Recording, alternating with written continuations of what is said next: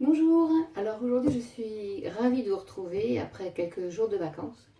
J'ai décidé de faire un fondant aux prunes que j'ai trouvé sur le blog Novice en cuisine. C'est une collègue qui fait beaucoup de recettes qui sont très simples, faciles à faire et que j'aime beaucoup.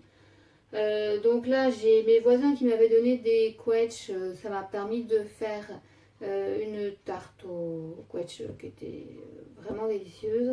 J'ai pu faire aussi un crumble et là il m'en restait un petit peu et ça fait une dizaine de jours qu'elles sont sous vide et comme je ne les avais pas mis sous vide tout de suite, voilà, il est temps de les manger.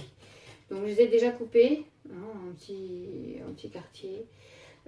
Donc pour faire cette recette, il va nous falloir 80 g de beurre, 3 œufs, 90 g de sucre, 25 g de sucre roux, une demi-cuillère à café de vanille en poudre, un demi-sachet de levure, 20 g de lait, 140 g de farine. Et ma collègue met juste, alors elle fait ça avec des reines claudes et elle n'en met que deux. Bon bah moi j'ai des quetchs et puis il m'en restait une bonne dizaine, donc je vais voir si j'arrive à les caser.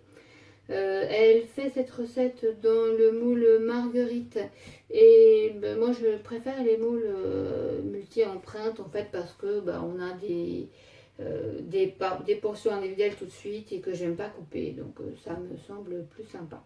Donc j'ai tout pesé à l'avance.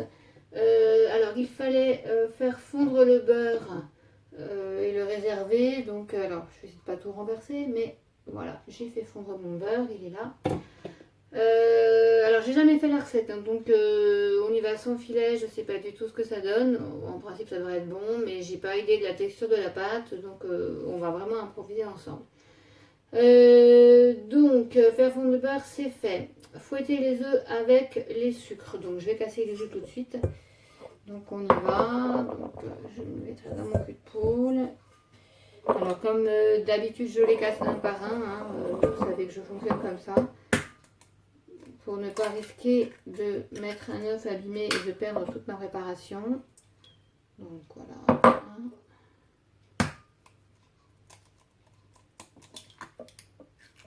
Deux. Alors évidemment, ben, je n'ai pas changé de cuisine pendant mes vacances, donc l'espace est toujours aussi restreint. Et vous me voyez tout serré, mais c'est pas grave. C'est pas le plus important. Voilà, donc j'ai cassé mes 3 œufs. Alors, j'en ai mis un petit peu à côté, on va nettoyer. Voilà, donc mon petit cul de poule un petit peu plus près. Voilà. Alors, je vais mettre ça ici. Ouais, vous ne me verrez pas plus. Je tourne un petit peu. Voilà. Donc, j'ai mes œufs que je dois fouetter avec les sucres. Alors les sucres c'était les 90 g de sucre normal et les 25 g de sucre roux. Donc voici le sucre que je rajoute. Voilà. Et puis les 25 g de sucre roux. Voilà. Le fouet il est là. On va mélanger.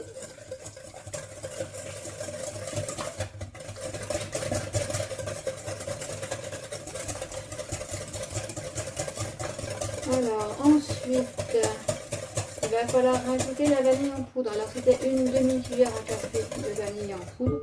Donc je suis déjà remplie là. Voilà. Hop. Je mélange un petit peu. Alors ensuite, je vais devoir rajouter le beurre fondu. Je mélange encore un petit peu. Voilà. Alors, le beurre fondu, il est là. On y va.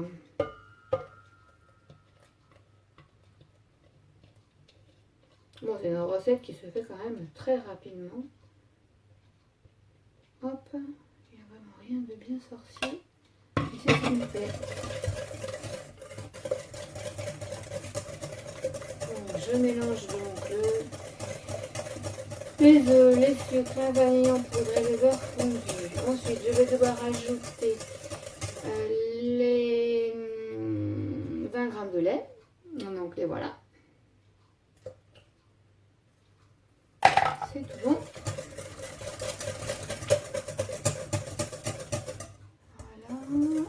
la farine et la levure. Donc la farine, on a 140 g de farine. Hein, ici. Hop.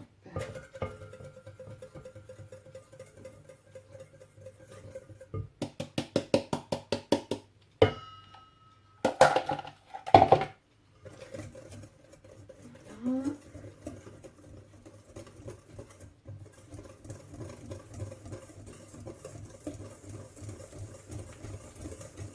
Donc on a une préparation qui commence à épaissir un petit peu. Je vais vous la montrer tout à l'heure. Ensuite, je rajoute un demi-sachet de levure. Alors ça, je fais toujours ça un peu au pif. Hein.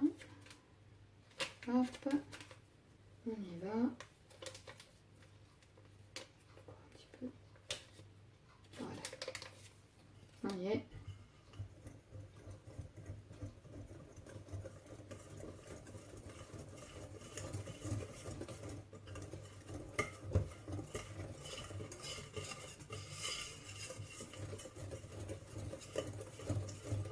Voilà, donc on a une préparation qui est quand même, vous voyez, pas trop liquide. Donc maintenant, on va mettre ça dans les empreintes. Je vais utiliser la poche à douille, ce sera plus simple. Donc, le temps d'aller la chercher, je fais une petite pause et j'arrive tout de suite. Ok, donc voilà, donc j'ai été récupérer ma poche à douille. Comme d'habitude, j'utilise une douille à vis parce que ça me permet de ne pas en mettre partout. Je trouve que c'est beaucoup plus facile. J'ai pas envie de renverser comme la dernière vidéo que j'ai faite, donc je coupe un petit morceau de film pour boucher le trou. Voilà. Hop. Et puis je vais utiliser, donc ça j'enlève. Je vais utiliser donc mon support à poche à douille pour la remplir. En pratique, ça risque pas de se casser la figure. J'aime beaucoup. Donc voilà, j'utilise les empreintes petites tablettes. Donc j'enlève mon fouet, je mélange un petit peu quand même.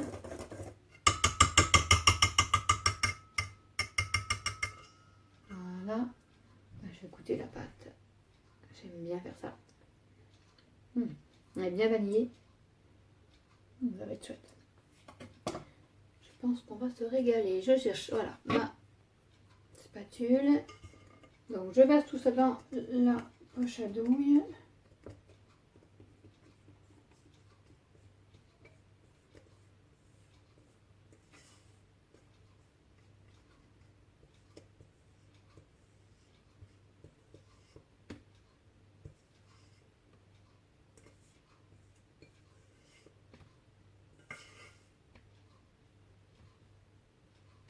Et voilà.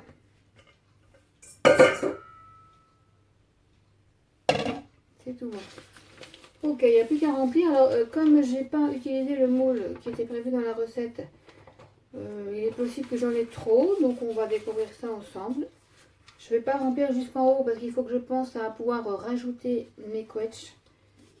Donc, voilà, je retourne. Je mets ça pour ne pas vous cacher. J'enlève mon petit film. Je vais essayer de ne pas en mettre partout. Voilà, c'est parti. Donc, bon, là vous voyez pas évidemment. Hop, allez, on y va. Je remplis mes empreintes. Alors, j'aime bien ne pas en mettre de trop au départ. Et je préfère en rajouter ensuite de façon à remplir un maximum d'empreintes. Hop. Je vois que là j'ai été un petit peu radine. Je vais en rajouter. Hop, ça me semble pas mal parce qu'il y a de la levure, ça va gonfler. Donc on va remplir vraiment que aux 3/4. Prévoir la place pour nos quetchs. Un petit peu, voilà. Allez, j'en fais encore une. Donc là, je suis à 9. J'en marque là, je vais faire une 10e. Donc il n'y aura pas les 12. Mais bon, c'est pas bien grave. C'est déjà pas mal, 10. Oh, j'entends une autre. Allez, soyons fous. Ça va le faire. Très bien. Bon, ça fait 11 empreintes. C'est pas mal du tout. Après, je verrai à la cuisson ce que ça donne. Peut-être que j'aurais pu en mettre un petit peu moins par empreinte pour aller faire les 12. Bon, c'est pas très grave. Je sais pas comment ça va gonfler. Voilà. Alors, je dévisse tout de suite ma douille parce que si elles sont mouillées, c'est difficile à défaire. Donc voilà, maintenant j'ai mes petits quartiers de quetch que je vais mettre dans le moule.